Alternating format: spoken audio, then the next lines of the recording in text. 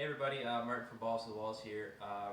Call me crazy, but this summer I did a long 15-hour road trip to attend the Canadian Reptile Breeders Expo in Mississauga, Ontario, and it did not disappoint. I'm very glad I was able to attend the show. There was some amazing animals, and I was able to meet up with some top breeders, including Brian Barczyk from Snake Bites, Mark Mandic from Marcus Jane Ball Pythons. I was able to meet up with Aussie Boys.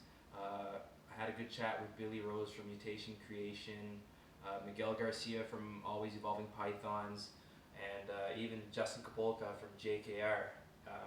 And there's some other breeders that was there. The cool thing about the expo, other than the animals, they held a big seminar where Mark Mandic and some other breeders were talking about some of their past experience and just the breeding aspect of the ball python industry.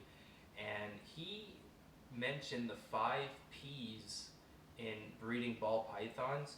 Now, I mentioned this in the first video, but I'm just a hobby breeder, and these guys actually do this for a living. So I was sitting there listening to these guys, and you know, I was like a sponge absorbing all the knowledge that they were throwing out. And you know, I almost felt like I was a regular Joe Blow and these guys were celebrities. But what he said was there's 5 P's in breeding ball pythons, which was planning, passion, persistence, positivity, and patience. And that kind of inspired me to do this video, because when I started the whole journey with breeding ball pythons, I had a plan. And my plan was to produce a SuperFire, which is a black-eyed leucistic. And I knew I had tremendous passion with ball pythons, so I just, you know, I knew I was going to produce one. You can go and buy one. There's lots of SuperFires out there, but I want to produce my own, and that's where the passion comes into play. So I was able to find this male firefly, which was a proven breeder, and I was able to find a fire female. The female I sold, she's long gone, but I've kept the male, and I'll show you. This is a firefly, so it's a fire and a pastel, and fire is a brightening gene. It's a color mutation, so you really see the pastel here is a lot lighter and tons of blushing, and the head stamp, which is notorious with fires. So I'll put him back. Like I said, I sold the female, so I don't have her anymore.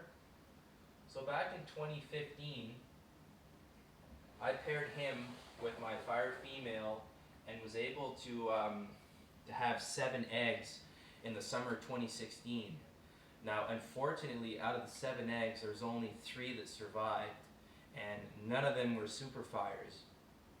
And out of the 4 that did not make it, there was 2 of them that were SuperFires. So I was a bit bummed out, but out of that negative, there was some positive. So I knew that the female was a fire and that the male was also fire, because I did produce SuperFires, but they just didn't make it. So, you know, I want to be persistent about it. So I faced oppositions, you know, with the eggs not making it. So that next winter, you know what, I kept the female, I kept the male, I paired them up, same pairing, and for some odd reason that female never went. So 2017, no eggs. She just took a year off, and I have no control over that. So another bummer, you know what I mean? Like, that for me was a big blow. Like, I was upset and I felt like giving up, but once again I was persistent. And it had to, you know, I had a lot of patience, because this was 2 years now, and this project was taking a lot longer than expected. So I said, you know what, I'll keep the female, keep the male, and try it again for a 3rd time. And they usually say 3rd time is your charm. So winter of 2017 going into summer 2018, she had 9 eggs. So once again, I was pumped. And out of the 9 eggs, there's 5 SuperFires. So, it was well worth the wait. 55% of the eggs were SuperFires, and theoretically only 25% of them should have been SuperFires. So I beat the odds. The incubation period was flawless. I believe the first time that she had those 7 eggs and that the 4 eggs did not make it, I believe that was an incubation malfunction. Something happened there in the incubation period. I can't really pinpoint exactly what happened, but I believe it was the incubation period. Somewhere's in there. So I want to show you one of the SuperFires that I held back. She's a female. All the other ones I got rid of. And this is my pride and joy. So I was able to produce this black-eyed leucistic. And fires, the SuperFires tend to have some yellow coming through.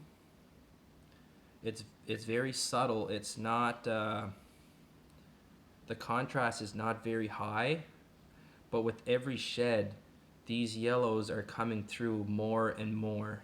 Now, some SuperFires do have darker yellows coming through. There's some SuperFires that are completely white. This one is almost a mix of in between, and I'm very happy about that. It's got the black eyes, of course.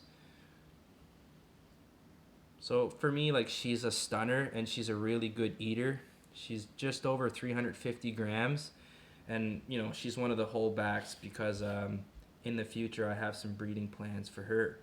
So I thought I would just show you this pride and joy. So yeah, like I said, the 5 Ps in breeding kind of inspired me to do this video, and it played a big role in my SuperFire project. So I just thought I would do a little video like that. Please subscribe to the channel, comment on below, and I will try to have another video for you guys in the next week or so. So I want to thank you guys for your time, and take care. We'll see you later. Bye.